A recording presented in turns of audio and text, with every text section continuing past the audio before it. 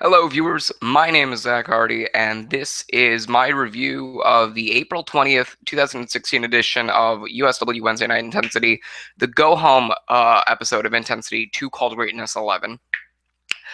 This was a special 420 Intensity. They didn't really, of course, they didn't hint or hint to that, and that's obvious.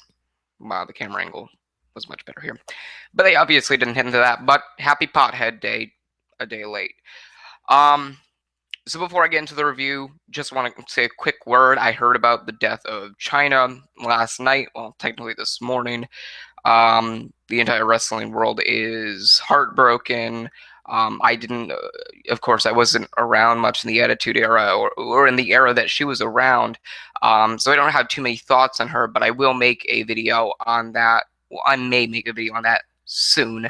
Um, so that's why I'm not going to get into it too much here. But yeah, rest in peace to the ninth wonder of the world. But anyway, back to USW Wednesday Night Intensity 420, the 420 edition, and the Called Greatness 11 Go Home show. Um, it was pretty much like most go home shows to USW pay-per-views, with the difference that there were a lot more promos. There were fewer matches. I think there were 4 matches on the card in the 2-hour time span, but there were a lot more promos and many more lengthy promos at that. Um, of course, they hinted at the Derek Carter and Morbid, the Ash and Washington angle, and many others. But the big thing that I'm going to talk about in this review is the Cannon and Majigeta angle that they pulled at the end of the show.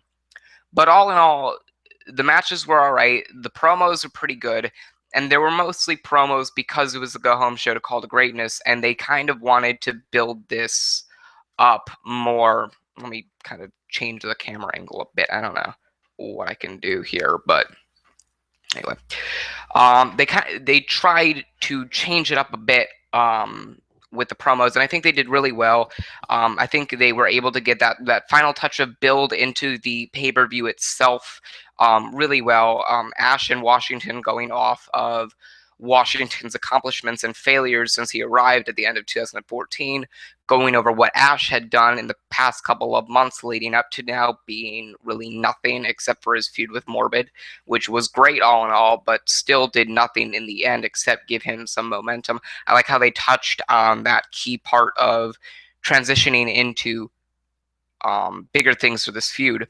I like what they did with Derek Carter and Morbid during the midway point of Intensity. I think it went from the end of the first hour to the beginning of the second hour, where Derek Carter really put on the fact that Zach Hardy, myself, may have been the only person to defeat Morbid at Call to Greatness to this point, but that's soon going to be changed as Derek Carter is going to do another thing in USW that he has never done before.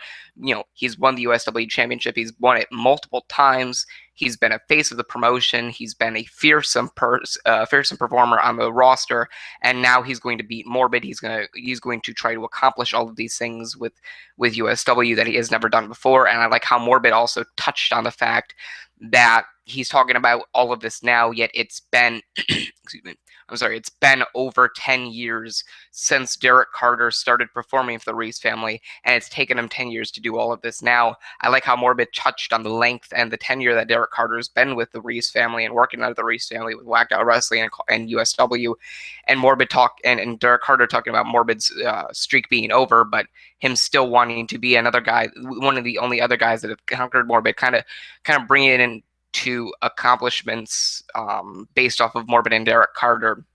And I like how Derek Carter was able to use the fact that Morbid's never held the USW championship. Derek Carter has. Morbid's never made an impact on this roster. Derek Carter has. While Morbid's been out and about, being a part-time performer, Derek Carter hasn't been. He's been there every week except for that one year that he had to take off. He was forced to take off because of the ACL. I like how they just rambled all of that into one promo that really boosted some hype into their match at Call of Greatness 11. Now, the one thing I do want to talk about from this show, the one big eventful thing that happened was the angle that they pulled with Cannon and Majigeta. And I like what they did, and I love how they executed it. But it kind of ruins the point of kayfabe because Majigeta and Cannon both through their major speaking point throughout that entire time, or that entire promo, was cutting on their real life scenarios and their real life motives, even bringing up my dear friend Lance Nash, who passed away a couple of years ago. But they brought all of these heartfelt moments, dividing Canon and Majigeta, the performers, from Leonard Thompson and Zachariah O'Leary, the human beings behind the characters. Talking about how Cannon got all of this, handed to him at the beginning, and Majigeta had to work for it. Cannon's multiple USW title reigns versus Majigeta's single title reign that lasted for about a year or two, bringing up the fact that myself, had brought some of the greatest matches the Reese family's organizations had ever seen. Sorry,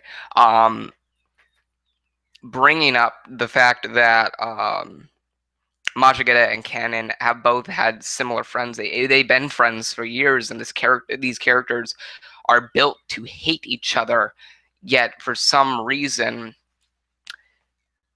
their personal lives don't change, and that's because the characters themselves will change and feud with whomever they may please and whomever they so do battle with.